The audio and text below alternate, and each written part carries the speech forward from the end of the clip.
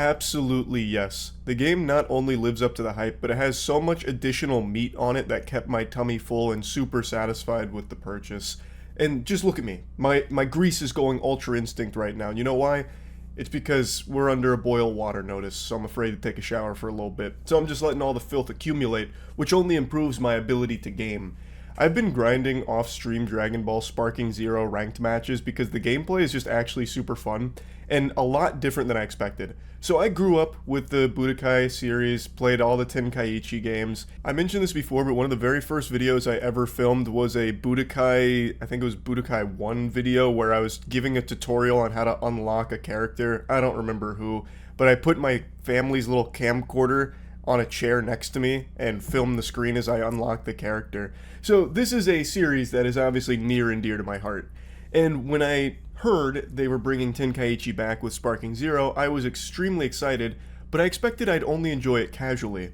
Not the case. I've been putting some sweat into this. I'm putting some blood, sweat, tears, and cum into this game. I've been watching videos on like more advanced techniques such as how to get out of getting hit from behind, because back shots in this game are tough. Like if you're taking back shots, usually you're eating the entire combo. The whole whopper is getting fed to you. But there are mechanics, if you're good enough, where you can get out of those. So I was learning all of that, and I've been grinding. It's fun. Like, it's a really, really good game, both casually and competitively. Now let's go ahead and get into it. I'll get my biggest complaint out of the way right now. This is something I said on stream a few times that ruffled some feathers, but I'm tired of people pretending it's not a legitimate complaint. The episodes, which is basically the story mode to the game, is extremely lazy in its presentation. Like, it doesn't have cutscenes, really, it has slideshows. It uses still images to convey the story. Yes, it is a story that's been told a million times with Dragon Ball Z, but if you're going to do a story mode at $70, it should be done well. Like, it should be more than just still fucking images. I think that is a very fair criticism of the game. Now, there are a couple of cutscenes, but they're minimally animated. It's more like action figures that you're looking at. And even still, even in those cutscenes, it'll do like a Kamehameha and then freeze. And then you'll have the character getting hit by it go, ah! And then just stop again. It's basically like fucking stop motion, but terribly done. Like Lego stop motion looks better than the cutscenes in Dragon Ball Sparking Zero. And it's a shame. Like, again, I know this story's been told a million times, but for this price tag, if you're going to have the story mode in here, just do something a little bit better than that. And they also skip around so much in the story and don't really explain anything, so if you don't know the Dragon Ball story, you will have no fucking clue what is happening here, because it is nonsensical. They don't actually even tell the story. It's as if you asked ChatGPT to give like a 50-word summary per arc of the Dragon Ball Z story. Now, they have different POVs, which help to fill in the blanks, but not very much.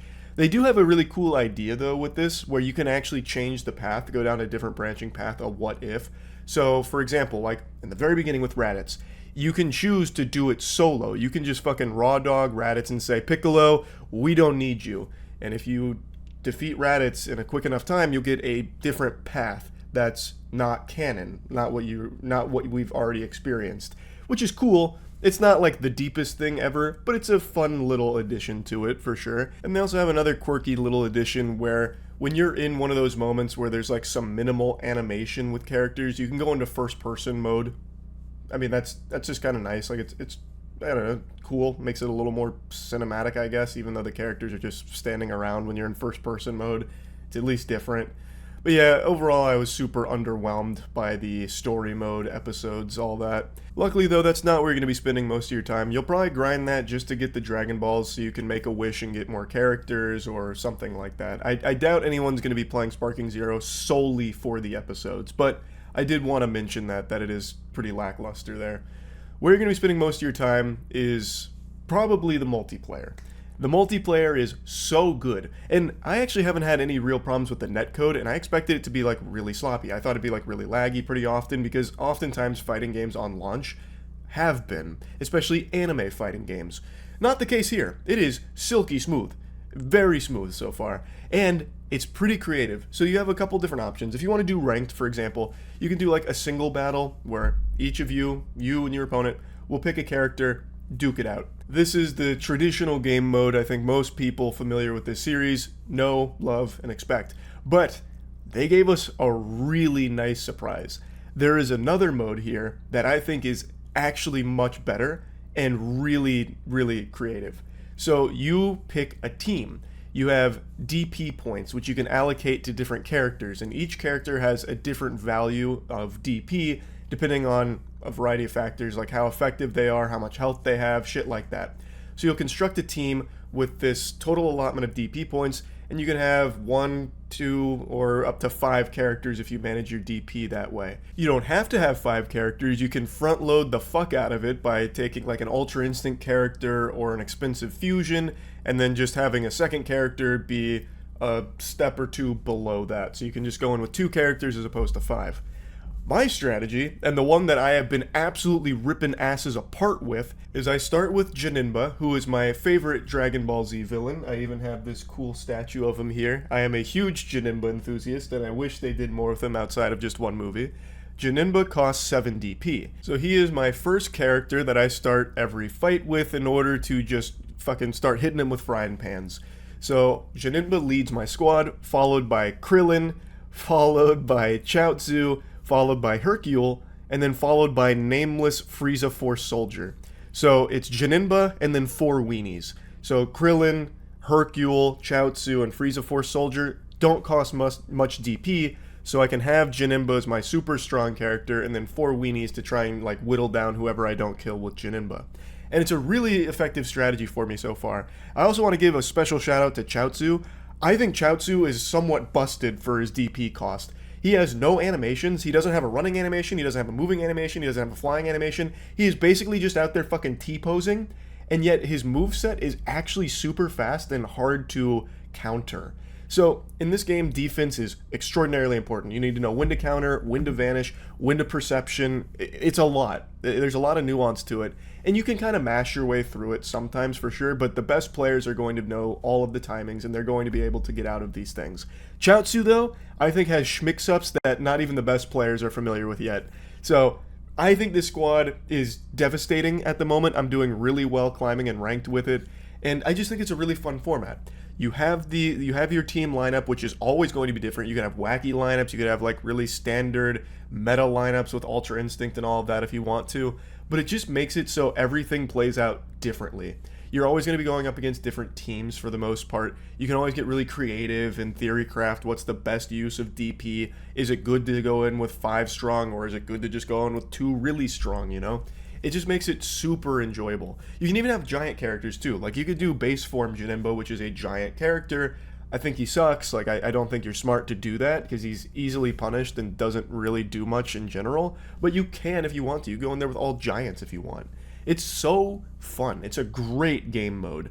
And now let's really dive into the nitty-gritty of the gameplay, because even though these modes are really fun, they'd fall apart if the game itself wasn't enjoyable. And it is super enjoyable. It's hard to play this game without a smile on your face, I feel.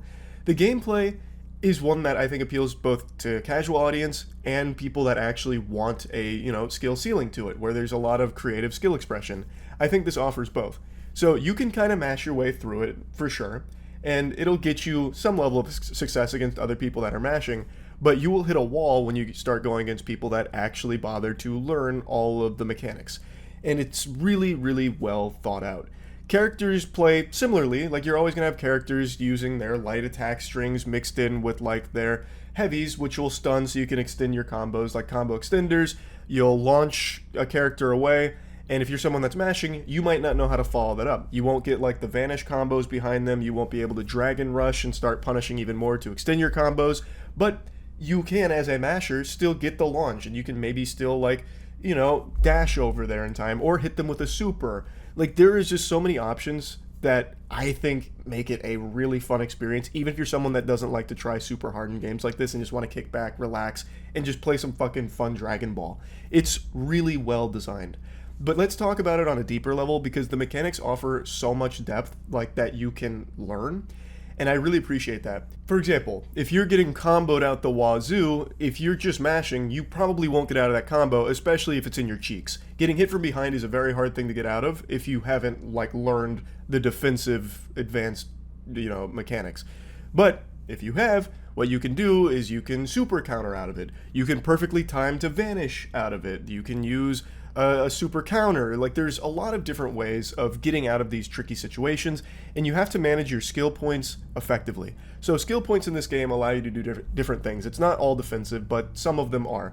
So, for example, if you're on standard controls, you'll press R3 and you'll spend 2 skill points if you're getting pummeled, and it'll get you out of there if you time it right. But if you're also good on offense, you can actually turn that around. So if they press the R3, they use the 2 skill points to get out of it with the counter, you yourself can respond to that and try and keep the combo going. There's just so much back and forth. Like, I am very excited to see like the highest level of this, because it's going to look fucking absurd. I've already seen some crazy clips with like infinite vanishing, where players that are really good squared off, and they had the timing down on the characters, so they ended up just like vanishing 100 times. And they had all the perfectly timed perceptions and Z counters and everything. It is so exciting to watch and to play. I cannot praise the gameplay enough. I love it. And I think most people will. Whether you're a huge Dragon Ball fan or not, I just think it's super fun. There's also modes outside of multiplayer. Like, if you want to do just more single solo grinding, you don't have to just do the episodes. They have custom battles. And these are like user-created battles with difficulty that far extends beyond what the episodes offer. I found the campaign to be kind of like a steamroll, especially if you just go into sparking mode. The AI doesn't really know how to respond to infinite punches. But outside of the story mode, I will say, there are a couple of moments in the episodes that are pretty brutal early on, such as, I'm sure a lot of you have seen the memes, the Great Ape in the beginning. That is pretty tough for sure, but past that it gets significantly easier. But in the custom battles, that difficulty, that can go to absurd levels. So users will create their own custom battles that you can go in, search up, and play. And it's fucking cool. So playing against Omega Shinron on a difficulty called Hell, like, it's just enjoyable. Like, it's fun because you can always have these different battles and different experiences, and it's never just going down one set path. I think it just leads to just unlimited creativity and an unlimited replayability, because you can always just go to the next custom battle. So if you're someone that doesn't want to play like multiplayer against other people, you can do that. There's also tournament mode. There's a lot. There is a lot to do in Sparking Zero, but I really think the bread and butter is its multiplayer, and I think most people will find enjoyment in it, even if you're not someone that wants to grind super hard to be like a top level player in it, right? I do think even as a casual player, you can find a lot of success if you never even bother to learn like the advanced mechanics. Overall, I'd say Dragon Ball Sparking Zero is 100% worth buying. It's content complete right now. It doesn't feel half-baked, doesn't feel like anything's missing or needs any drastic fixes or overhauls, which is always refreshing, because sometimes games will come out that feel incomplete and you have to wait like 6 months for them to actually finish the game that you've just bought. This is not the case here. I am excited to see what they add to the game down the line. I know they'll be adding more characters, but I wonder what else they'll be adding. It's just a fun game. I definitely recommend it. That's about it. See ya.